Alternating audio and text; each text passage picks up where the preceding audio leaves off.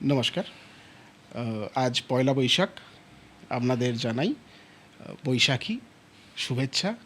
বাংলা নববর্ষ এলেই আমাদের বাঙালিদের আড্ডা একটা বিরাট উদযাপনের জায়গা হয়ে ওঠে।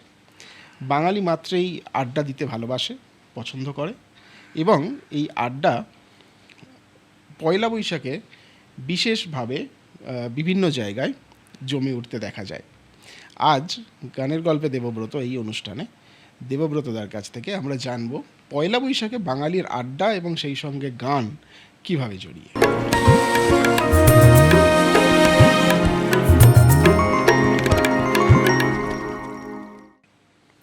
নমস্কার। নমস্কার। শুভ নববর্ষ। শুভ নববর্ষ আপনাকে, আমাদের দর্শক এবং শ্রোতা মণ্ডলীকেও জানাই। তো যে কথাটা আমি জানবো আপনার কাছে, যে পয়লা বৈশাখের আড্ডা, যেমন আমরা একটা আড্ডায় বসেছি, এরকমভাবে পয়লা বৈশাখের আড্ডা এখনও চলে, আগেও চলতো, এবং শিল্পী মহলে এই আড্ডা একটা অন্যতম বিষয় ছিল। এই বিষয়টার উপর একটু আলোকপাত যদি করেন। খুব ভালো। আজকের দিনটাই তো একটা উৎসবের দিন। সেই নিউ ইয়ার্স ডে আমরা জানি, আর আজকের দিনে আমরা পয়লা বৈশাখ, এটা আমাদের কাছে একটা বঙ্গাব্দের নববর্ষ। এই প্রসঙ্গে আমি ছোটোবেলায় দুটো কথা মনে রাখি, যেটা হচ্ছে একলা বৈশাখ আমরা প্রথমে জানতাম, এবং দুইরা জ্যৈষ্ঠ, তিনরা আশ্বিন, এরকম টাইপের, চারঠা এরকম। তো এই একলাকে যে পয়লা বলতো, এটা অনেক পরে আমরা জানতে পেরেছি। বাংলা ভাষায় যে এটা কীভাবে লেখা হয়, এটা একটা বেশ মজার ব্যাপার।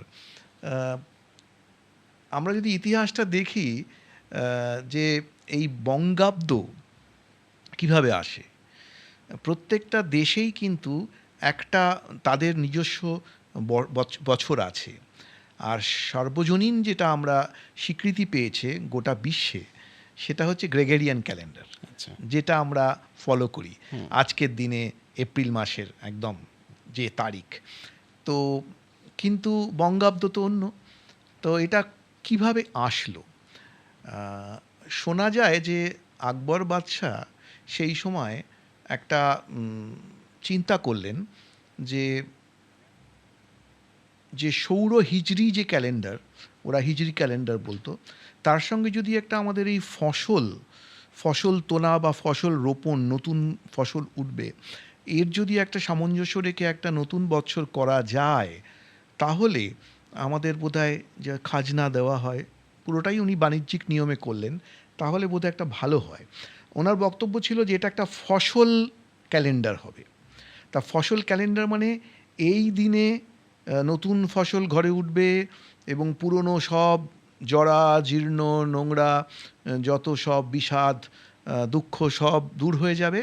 এটা হবে একটা আনন্দের দিন, এবং সেই দিনে বাণিজ্যে কোনো দেনা থাকবে না।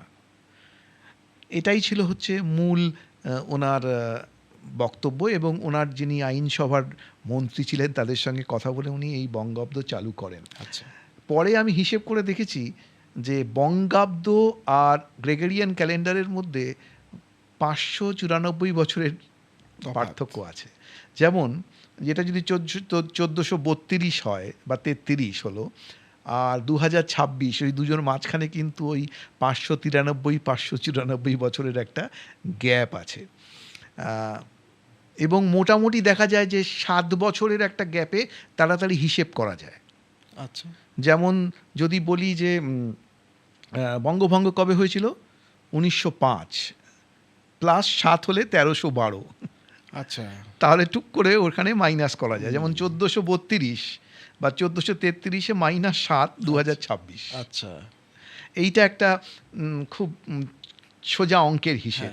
কেন বেশিরভাগ সময় দেখা ইতিহাস বলে বঙ্গাব্দ। 76-এর মন্বন্তর, হ্যাঁ, এই 76-এর মন্বন্তরটা কিন্তু হয়েছিল 1770-এ। ওই 6 যেটা বলে, ওই 6 বছরের 7 বছরের গ্যাপ থাকে, সেটা বৈশাখ জ্যৈষ্ঠ, ওই জানুয়ারি ফেব্রুয়ারির সঙ্গে এটা গ্যাপ। 43-এর মন্বন্তরটা কিন্তু আবার গ্রেগরিয়ান মন্বন্তর। আচ্ছা। এটা কিন্তু আবার বলে 50-এর মন্বন্তর। 1350-এ মন্বন্তর হয়েছিল, মানে আমাদের যে গ্রেট বেঙ্গল ফেমিন 1350-এ হয়েছিল। বুঝতে পারছেন? হ্যাঁ। যে ফ্যান দাও ফ্যান দাও হ্যাঁ, তখন হ্যাঁ, বলতাম, হ্যাঁ। সেটা আসলে 1943। তো এটা আচ্ছা। হচ্ছে ছোট্ট অঙ্ক। যাই হোক, সেই পয়লা বৈশাখটা মোটামুটিভাবে আমারও ছোটোবেলায় মনে আছে যে বাবার সঙ্গে যেতাম বিভিন্ন দোকানে, সোনার দোকানেও যাওয়া হতো। প্রত্যেকটা পাড়াতে পরিচিত সোনার দোকান ছিল। তখন তো এরকম বড় সাংগঠনিক সোনার দোকান তৈরি হয়নি আমাদের কলকাতা শহরে যা হয়েছে। তখন লোকেরা ওই, যেমন আমাদের এখানে ধনতেরাসের সোনা কেনে, তখন ওই সামান্য একটু কিনতো। এবং সবসময় দেখতাম যে হালখাতা একটা লাল রঙের কাপড়ে বাঁধানো খাতায় ওই 00 করে শুরু হতো, এবং তারপরে হচ্ছে যে ওই দিনে কারুর দেনা নেই, ওই দিনে কিন্তু দেনা শোধ করতে হতো।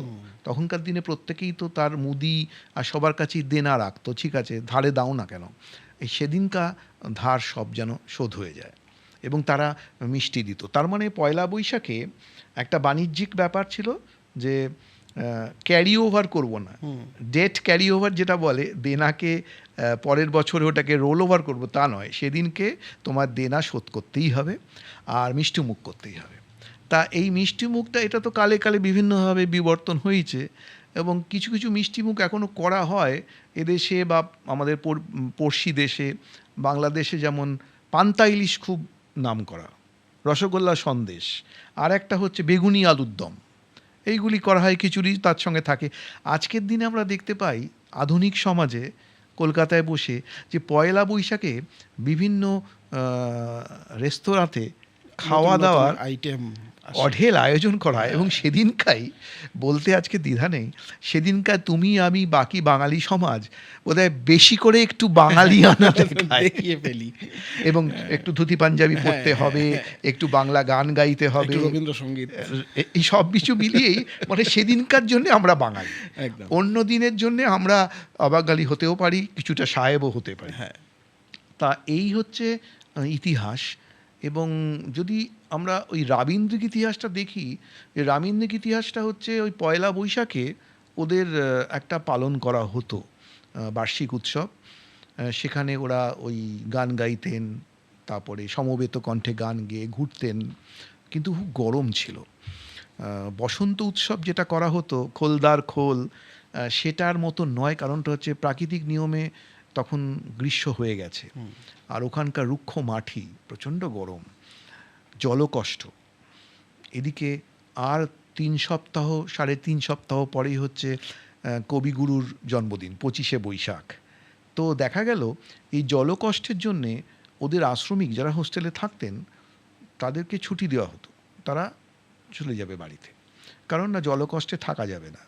আর ওদের ওখানে তখন তো ডিপ টিউবওয়েল ইত্যাদি বসানো হয়নি।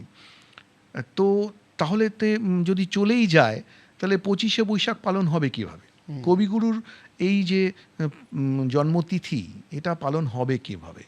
কবিগুরুর জন্মতিথি সেই 19 শতকের শেষের দিকে সরলা দেবী চৌধুরানী এরা সব কিন্তু তখন ওই জোড়াসাঁকো এবং ওরা থাকতেন পার্ক স্ট্রিটে, তখনই কিন্তু পালন হয়ে আসছে, মানে রবি মামার জন্মদিন।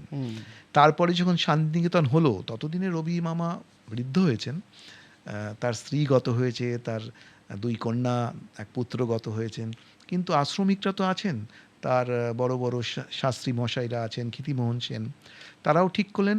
আর বড় বড় যারা কলকাতার বিখ্যাত মানুষেরা ছিলেন, সেই সময় মনে আছে 1911 সালে প্রথম হলো প্রশান্তচন্দ্র মহলানবিশ, এবং তার সঙ্গে উনি ছিলেন হচ্ছে অজিত চক্রবর্তী, সত্যেন্দ্রনাথ দত্ত, সুকুমার রায়, এরা প্রথম রবি ঠাকুরের জন্মদিন পালন করেন। উনি চিরদিনই চেয়েছিলেন যে একটু অত প্রচার নয়, প্রচার বিমুখ একটু ছিলেনই, কিন্তু তখন ঠিক হলো যে না, ওই দুটো অনুষ্ঠান করার দরকার নেই, ওই পয়লা বৈশাখই আমার জন্মদিন পালন হবে। তোমরা যদি করতেই চাও তাহলে 25শে বৈশাখেরটাই পয়লা বৈশাখে এগিয়ে নাও, দুটো জন্মদিন বা পয়লা বৈশাখ এবং 25শে বৈশাখ দুটোই একই দিনে হয়ে যাক, তারপরে তোমার ছুটি নিয়ে বাড়ি চলে যাও।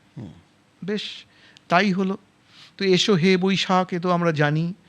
এই করতে করতে অনেক দিন চললো, মানে প্রায় বলা যেতে পারে যে ওই 36 সালেই এই সব জিনিস চেঞ্জ হয়, মানে এইগুলি ওলট পালট হয়, এবং তারপর থেকে পয়লা বৈশাখেই 25শে বৈশাখ পালন হয়।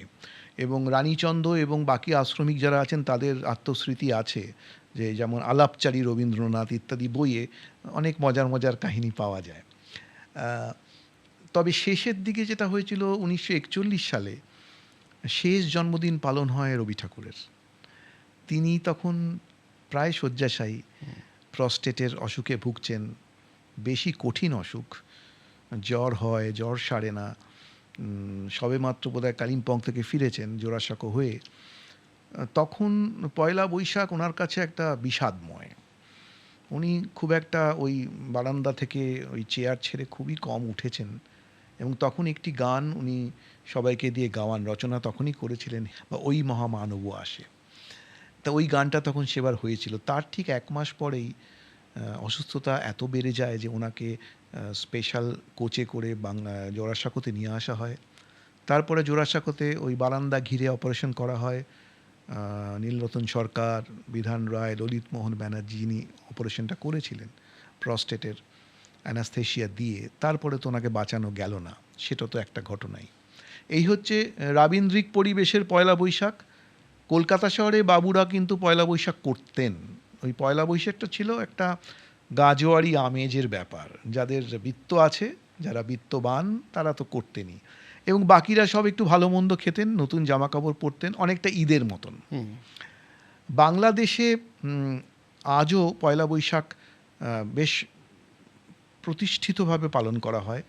তার মধ্যে দুটো অগ্রণী সংস্থা আছে যারা একটা সময় একটু বিপদের মধ্যে পড়েছিল, যেমন ছায়ানট, প্রতীচী।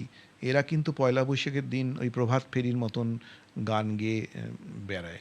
ঢাকা বিশ্ববিদ্যালয়ে পয়লা বৈশাখটা হয়। তা ওরা পয়লা বৈশাখ কিন্তু ওদের ক্যালেন্ডারে একটা ছুটির দিন হিসাবেই দেখানো হয়। এটা একটা মস্ত বড় ব্যাপার। আমরা যেরকম দেখি, মনে হয় আমি নিজে ঢাকা শহরে দেখেছি পয়লা বৈশাখ ধুমধাম সহকারে পালন করা হয়, আমাদের দেশের থেকেও বেশি।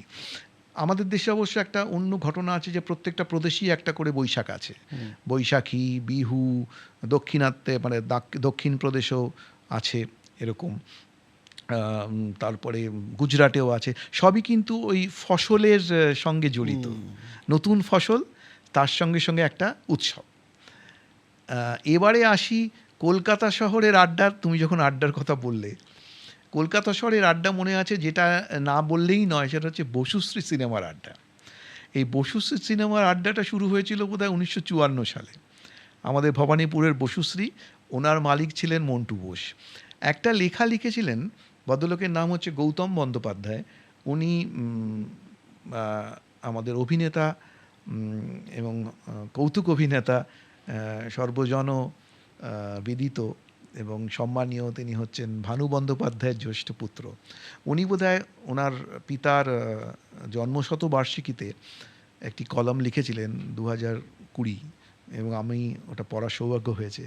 উনি তখন ছোট ছিলেন, কিন্তু উনি খুব পুঙ্খানুপুঙ্খভাবে এই বসুশ্রীর আড্ডাটাকে বিস্তারিত বিবরণ দিয়েছেন। আমি তার থেকেই কিছুটা আহরণ করেছি, সেটাই আমি শেয়ার করতে চাই। 1954 সালে হলো, এবং এর উদ্যোক্তা মন্টু বোস। মন্টু বোসের একদিকে হল, আরেকদিকে নিজেদের অফিস ঘর, সেখানেই আড্ডা চলতো। গানের লোকেরা আসতেন, অভিনেতারা আসতেন, ভানু বন্দ্যোপাধ্যায়, অজিত চট্টোপাধ্যায়, শ্যামল মিত্র, আর একদম দলনায়ক হিসাবে ছিলেন হেমন্ত মুখোপাধ্যায়। কারণ কি, মন্টু বোস হেমন্ত মুখোপাধ্যায়ের ভক্ত ছিলেন, কিন্তু মন্টু বোসের বন্ধু ছিলেন শ্যামল মিত্র। তাই আক্ষেপ করে মাঝে মাঝে শ্যামল মিত্র মন্টুদাকে বলতেন যে তুই আমাদেরও দেখ, শুধুই কি হেমন্তবাবুকেই দেখবি। সেই আড্ডাটা এমনই হতো যে সেইখানে চিত্রনাট্য তৈরি হতো। অ্যান্টনি ফিরিঙ্গি চিত্রনাট্য সেখানেই হয়েছে। দেয়া নেয়া ছবির চিত্রনাট্য এবং ভাবনাটা সেখান থেকেই হয়েছে। পাশে স্যাঙ্গু ভ্যালি ছিল, পাশে চপের দোকান ছিল, সেখান থেকে চপ মুড়ি আনা হতো, খাওয়া হতো। এবং সন্ধেবেলায় উত্তম কৌরও মাঝে মধ্যে আসতেন, কেন ওনার বন্ধু বান্ধব ওখানে ছিল অনেক। ছবি বিশ্বাসও মাঝে মাঝে আসতেন, তার জন্য আবার স্পেশাল খাওয়া আসতো। কিন্তু সবারই আলোচনাটার মধ্যে ছিল হচ্ছে এবারের পয়লা বৈশাখ কীভাবে করা যায়। আচ্ছা, উত্তম কুমার থাকলে ভালো, হেমন্তবাবু তো থাকবেনই, তার সঙ্গে সন্ধ্যা মুখোপাধ্যায় থাকবেন। লতা মঙ্গেশকর যদি কলকাতায় আসেন রেকর্ড করার জন্য, তাকেও নিয়ে আসতে হবে, কারণ তিনি থাকতেন হেমন্তবাবুর বাড়িতে। কোনো কোনো সময় যদি আশা ভোসলেও আসেন, কিশোর কুমারকে বোধহয় পাওয়া যায়নি। ওইখানেই মনে আছে কাবুলিওয়ালা যখন সিনেমা রিলিজ করে, তারপরে ছবিবাবুর অভিনয় ভীষণভাবে স্বীকৃত হয়, ওখানেই ওনাকে সংবর্ধনা দেওয়া হয়েছিল। আবার শচীন কর্তা যখন সঙ্গীত নাটক একাডেমি পুরস্কার পান, তখনও কিন্তু ওখানেই ওনার সংবর্ধনা হয়েছিল।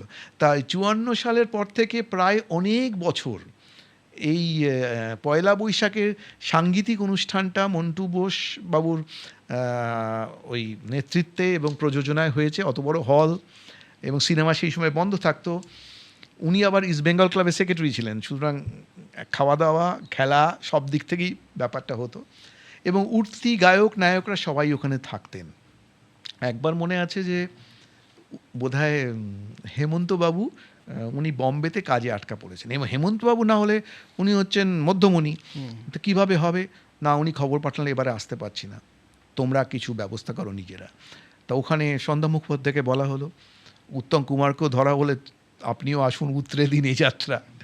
তো উত্তম কুমার কে হঠাৎ ঘোষণা করা হলো উত্তমবাবু এবার গান গাইবেন। উত্তমবাবু তো আকাশ থেকে পড়েছেন, আমি কি গান গাবো, কিন্তু ওনার গানের গলাটা বেশ ভালো ছিল। হেমন্তবাবুর লিপে মানে হেমন্তবাবুর গলায় ওনার লিপে তো মনে হতো যেন মিলেমিশে একাকার হয়ে গেছে। এবং উত্তম কুমার খুব সুন্দর গান গাইতেনও, খুব ভালো গান গাইতে। উনি দু একটা তো আবার সুরও দিয়েছেন, কাল তুমি আলেয়া বইটাতে উনি সুর দিয়েছেন।